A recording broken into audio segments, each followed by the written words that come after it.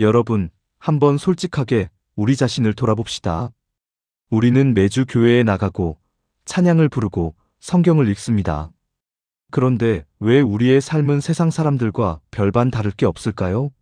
왜 우리는 여전히 작은 일에 분노하고 남을 시기하며 세상의 성공에 목말랄까요? 안녕하세요, 여러분. 오늘 우리는 아주 특별하고도 엄중한 대화를 나누고자 합니다. 오늘 제가 준비한 이 이야기는 단순한 성경 공부가 아닙니다. 우리의 영혼을 깨우고 삶의 방향을 근본적으로 바꾸는 생명에 관한 이야기입니다. 그 이유는 우리가 예수님의 가르침 중 가장 핵심적인 지침들을 머리로만 알고 삶으로는 무시하며 살고 있기 때문입니다. 통계에 따르면 크리스천의 5%가 예수님의 명령으로 믿고 순종하고 신앙생활 열심히 하고요.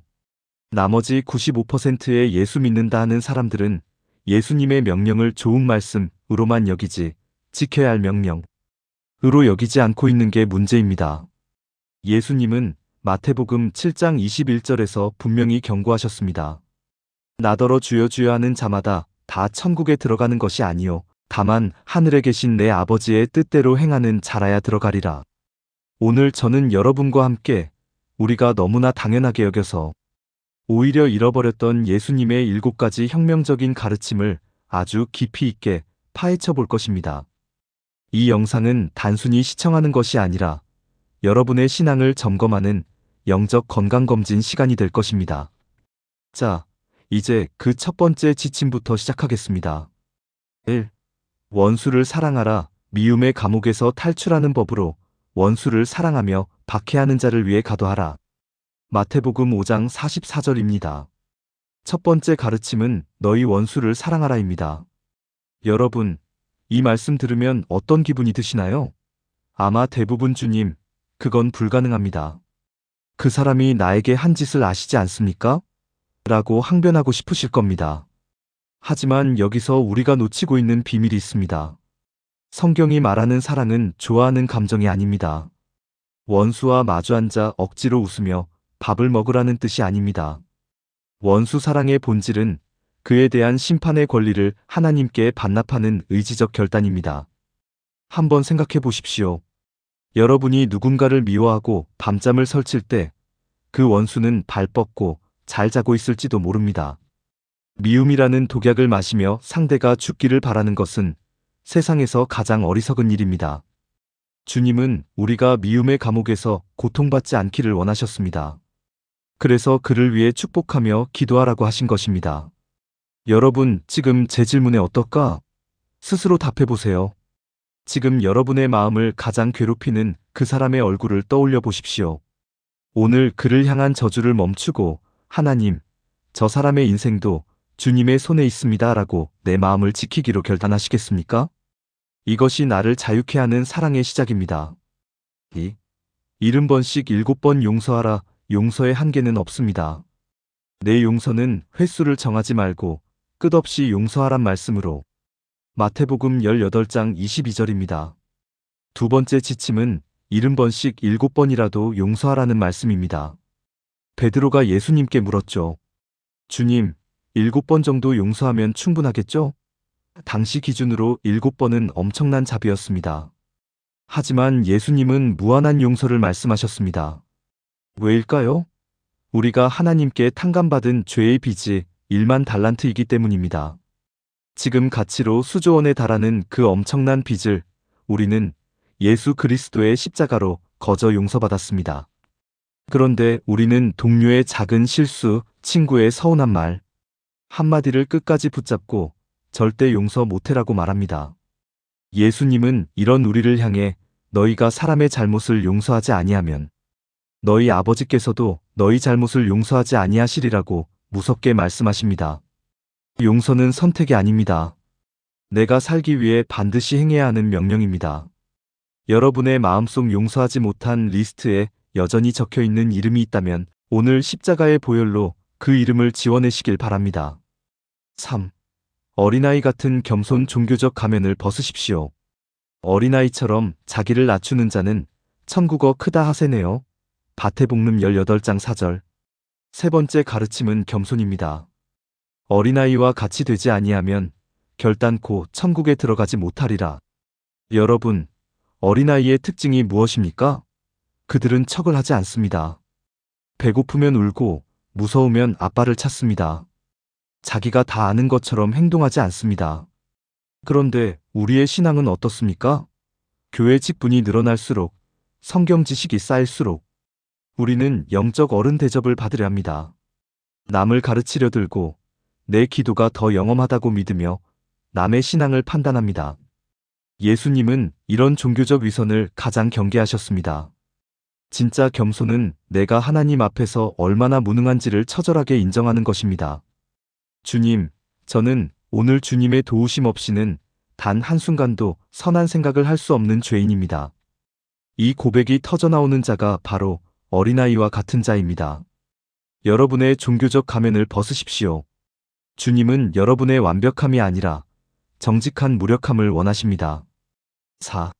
심령이 가난한 사람 영적 파산을 선고하십시오. 마음이 가난한 자가 복이 있고 천국을 소유한다. 마태복음 5장 3절. 네 번째 가르침. 산상수훈의 첫 관문인 심령이 가난한 자는 복이 있나니입니다. 여기서 가난은 단순히 돈이 없는 상태가 아니라 영적인 파산 상태를 의미합니다. 세상은 끊임없이 너 자신을 믿어라, 내 안의 잠재력을 깨워라라고 가르칩니다. 하지만 성경은 역설적으로 너의 실력을 믿지 말고 너의 무능함을 인정하라고 말합니다. 마음이 부유한 사람은 하나님을 찾지 않습니다. 내 통장에 돈이 많고 내 건강이 뒷받침될 때 우리는 하나님을 조언자 정도로 생각합니다. 그러나 심령이 가난한 자는 하나님을 산소호흡기로 여깁니다. 주님, 주님이 없으면 저는 당장 죽습니다라는 갈급함이 우리를 천국으로 인도합니다. 오늘 여러분의 영혼은 무엇을 갈망하고 있습니까? 세상의 성공입니까? 아니면 오직 주님이라는 생명줄입니까? 내 눈에 들보를 먼저 보라. 비판하기 전에 네 눈 속의 들보를 먼저 깨달으라. 마태복음 7장 3절. 다섯 번째 지침은 비판에 대한 것입니다.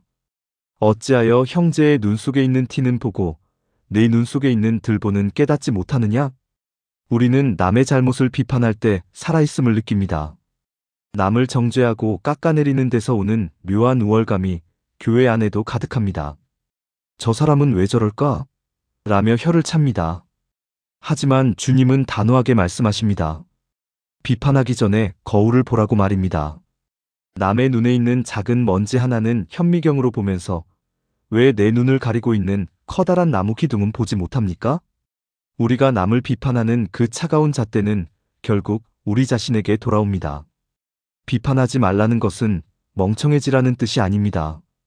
내가 받고 싶은 그 은혜와 용서를 남에게도 똑같이 베풀라는 것입니다. 비판의 화살을 멈추고 그 화살을 꺾어 기도에 무릎을 꿇으십시오. 6. 조건 없이 나누라. 축복의 통로가 되는 경제학으로 주라. 그리하면 너희에게 줄 것이니 곧 넘치도록 주리라. 누구복음 6장 48절. 여섯 번째는 나눔의 삶입니다. 내게 구하는 자에게 주며 내 것을 가져가는 자에게 다시 달라 하지 말라. 이 말씀은 우리의 소유욕을 정면으로 공격합니다. 우리는 줄 때조차 계산합니다. 이걸 주면 나중에 나에게 이득이 될까? 이 사람은 받을 자격이 있을까? 하지만 예수님의 경제학은 비합리적인 나눔입니다. 하나님이 우리에게 건강과 물질과 시간을 주신 이유는 우리만 잘 살라는 뜻이 아닙니다. 흘려보내라고 주신 것이죠. 은혜는 고여있으면 썩습니다. 사해의 바다가 왜 죽은 바다가 되었습니까? 받기만 하고 내보내지 않았기 때문입니다.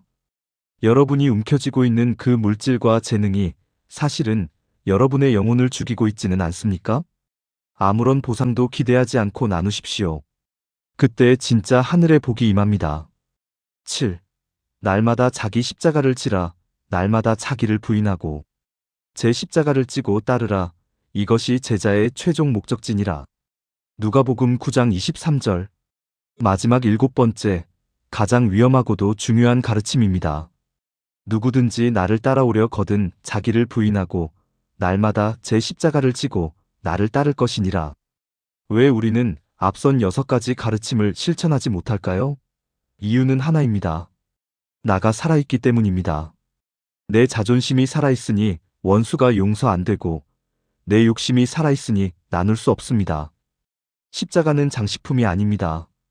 내가 죽고 예수님이 사시는 현장입니다. 예수님은 날마다라고 말씀하셨습니다. 어제의 은혜로 오늘을 살 수 없습니다. 오늘 아침 눈을 뜰 때 주님, 오늘도 내 고집은 죽고 예수님만이 내 삶의 주인이 되어 주십시오라고 기도하며 십자가를 지십시오. 그것이 진짜 제자의 삶이며 95%가 놓치고 있는 비밀의 열쇠입니다. 이제는 우리는 팬이 아닌 제자로 사십시다.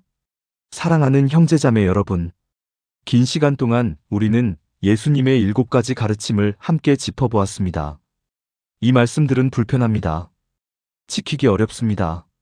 그래서 5%의 성도들만 어려운 말씀을 잡고 지키며 신앙생활을 합니다. 이토록 천국문도 좁습니다. 이 글을 보고 들으시는 분께서는 절대 이 기회 놓치지 마시고 이제부터 지금부터 돌이키시길 바랍니다. 또한 필요한 분에게도 전달해 주셔서 동참할 수 있도록 부탁합니다. 하지만 오늘 이 영상을 끝까지 시청하신 여러분만큼은 나머지 5%, 아니 세상을 변화시키는 진짜 제자가 되시길 소망합니다. 여러분의 삶에서 오늘 당장 실천할 수 있는 한 가지는 무엇인가요? 지금 바로 댓글로 여러분의 결단을 남겨주세요. 긴 시간 같지요? 결코 긴 시간이 못 됩니다. 함께 해주셔서 진심으로 감사합니다. 여러분의 삶에 예수님의 살아있는 통치가 가득하시길 축복합니다. 구독과 좋아요로 이 생명의 말씀을 더 멀리 전해주십시오. 축복합니다.